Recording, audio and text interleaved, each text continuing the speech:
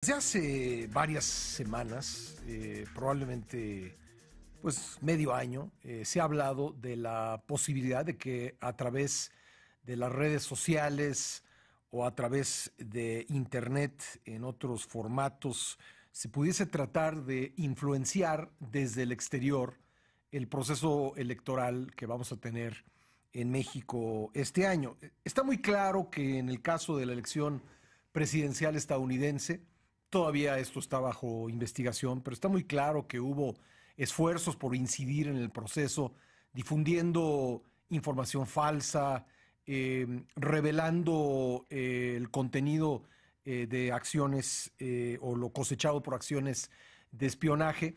Y hasta ahora la acusación que se ha hecho, por ejemplo, en contra del gobierno de Rusia, que podría tener algún interés en intervenir en el proceso electoral mexicano de esta forma, pues era pues una mera especulación, digamos, o sigue siendo una especulación, pero ahora hay alguien que la ha asumido, o bueno, más que alguien, ya primero lo hizo el diputado Henry Cuellar, con quien platicamos en este espacio, diputado estadounidense por la ciudad de Laredo, Texas, y ahora, ni más ni menos que el asesor de seguridad nacional de la Casa Blanca, el general Herbert Raymond McMaster, pues ha hablado de esa posibilidad de que Rusia pudiese intervenir en el proceso electoral mexicano. Hace ya algunas semanas platicamos al respecto con el ingeniero Felipe García, especialista en redes y sistemas informáticos. Hoy se encuentra nuevamente con nosotros y vamos a continuar esta conversación en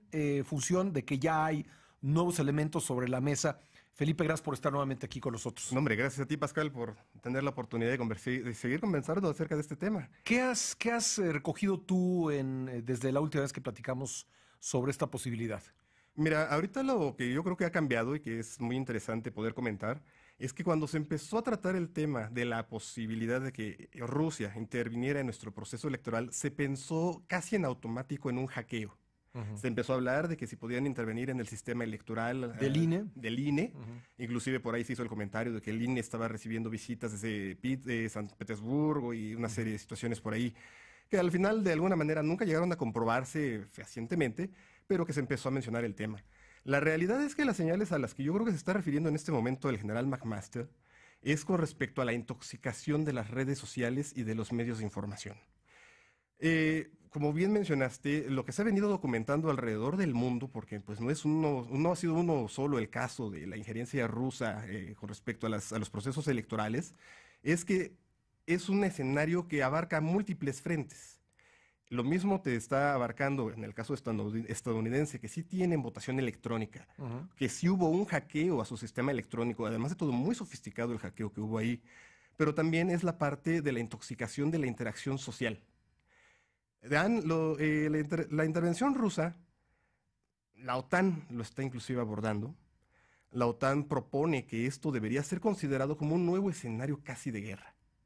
Ellos se atreven a mencionar que esto es un escenario que puede llevar a una forma pasiva de conquista. Están empujando intereses tanto económicos como políticos.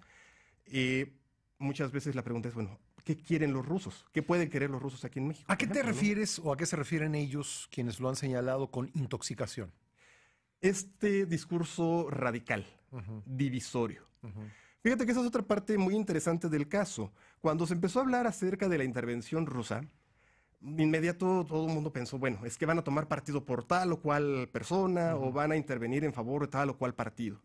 La realidad es que el objetivo final no parece ser ese.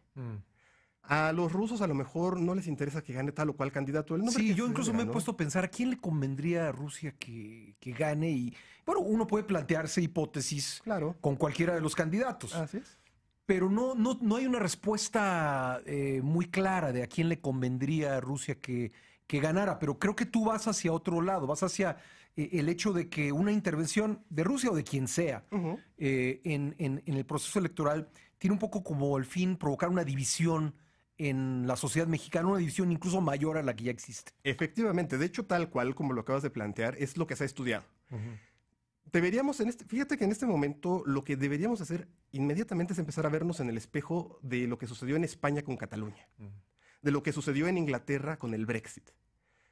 Si tú ves, el resultado final no es tan importante ya en este momento si Cataluña sale o no de España, o el resultado final de si Inglaterra logra o en qué punto va a poder separarse de la Unión Europea, sino el discurso radical que se quedó sembrado. Hay un discurso social que ya ha hecho de Cataluña como que un país aparte de España. Cataluña, al igual que Inglaterra, el discurso que se utilizó allá para radicalizar las posturas fue mucho en tono económico.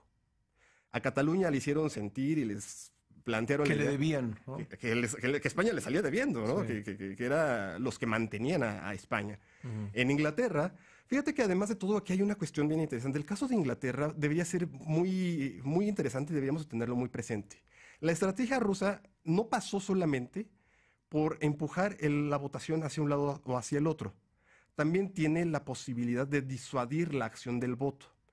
Recordarás tú que cuando se dio el proceso de la votación del referéndum para la salida de Inglaterra de la Unión Europea, la estadística empezó a decir que los jóvenes no habían votado y que eso en buena medida había inclinado la votación. Al paso del tiempo, lo que se entendió fue que se ejerció una campaña de disuasión al voto, enfocada a ese segmento social. A los jóvenes que toda su vida habían entendido a la Inglaterra como parte de la Unión Europea, y que no concebían la idea de que su pueblo, de que su gente quisiera salir de la Unión Europea, las disuadieron de votar, las llevaron a que no votaran. Y al segmento de mayor edad, que recuerdan y anhelan la Inglaterra libre, entre comillas, de la Unión Europea, fueron a los que más empujaron a votar. Y el resultado es este que vimos. Entonces, la acción de la estrategia rusa realmente no está pasando por poner a uno u otro candidato. Otro caso muy claro que deberíamos tener presente es el de Estados Unidos, precisamente. Lo que ha llevado la investigación de la injerencia rusa en la votación de Estados Unidos es que la intervención rusa no empieza con Donald Trump. Donald Trump es un beneficio colateral hasta cierto punto. Realmente lo que se ve es que la intervención rusa iba a empezar con Ted Cruz. Ted Cruz se baja de la competencia, entra Donald Trump y hereda toda la estructura que venía empujando a Ted Cruz. Entonces, Donald Trump fue un beneficio colateral hasta cierto punto que, bueno, tendrá otra serie de cosas, ¿no? Ahora, tú sí ves, tú sí crees que hay indicios de una intención rusa de interferir en los comicios mexicanos. Aquí en el periódico Excelsior le hicimos una entrevista al ministro de Exteriores, Sergei Lavrov, donde lo negó tajantemente. ¿Tú qué puedes decir en función de lo que has investigado? Mira, lo que nos está diciendo el general McMaster es que las señales de que lo están haciendo, ahí están ya. ¿Qué es lo que estamos viendo? Esta intoxicación de la comunicación entre la sociedad. La intervención rusa pasa por dinamitar a las instituciones y a los medios. Nada menos, acabamos de tener también el asunto aquel del gasto publicitario en los medios y, bueno, la reacción que hubo a nivel social. ¿Qué te puedo contar? Debes entenderla mejor que yo. Pero la parte también de cómo están minando la credibilidad en las instituciones. Lo vimos con la situación de la Ley de Seguridad Interior. Se está construyendo una narrativa. ¿Qué dice esa narrativa? Que en 2018 va a haber un fraude, que va a ser reprimido, que se está militarizando la calle, que los medios van a ocultar. Toda esta estrategia tiene precisamente los rasgos. ¿Una narrativa que se construye a través de las redes sociales? Principalmente, pero no es el único. El otro elemento que también participa es el surgimiento de los llamados medios alternativos. Vienes y golpeas a los medios institucionalizados y entonces empiezas a decir que todo lo que de los medios institucionalizados por sus intereses con respecto al gobierno no te lo están diciendo, los medios alternativos sí te lo están diciendo. Y entonces ahí tú dejas susceptible completamente a la gente al engaño que quieras. O en su momento, o en su caso, a que empujes la agenda que convenga. Puede ser que no estés mintiendo, efectivamente, ¿no? Todo será relativo en muchos no estás diciendo toda la verdad. Efectivamente, o estás contando la historia, pero con el sesgo que convenga. Una de las grandes preguntas es esa, y suele ser, entiendo que la más lógica es a quién le interesa y a quién están beneficiando. El tema y lo que deberíamos de entender es que realmente eso no es el objetivo final. El objetivo final y lo que debería tenernos en alerta es la división que esto puede causar o que esto está causando. Lo hemos visto, yo creo que todos los que participamos de redes sociales hemos ido viendo cómo cada vez más frecuentemente hay interacciones que tienden a reventar. Ujú. Tú no puedes decir algo a favor o en contra del candidato que sea, porque realmente está Sí. pasando en todas las tendencias. Sí. Cuando ya estás teniendo respuestas y además de todo cada vez en tonos más radicales y en mayor volumen. Esa es la parte que debe ser un llamado de alerta muy grave. Ahora, quienes hacen esas respuestas radicales, digo, no todos, por supuesto, pero yo sí he identificado a cuentas con muy pocos seguidores, Así es. cuentas con muy pocos, por ejemplo, en Twitter, con muy pocos tweets, cuentas recientes. Así es. ¿Cómo debemos entender la existencia de esas cuentas? Mira, se le puede decir que son un stock, que son un arsenal, ya viéndolo así muy radical.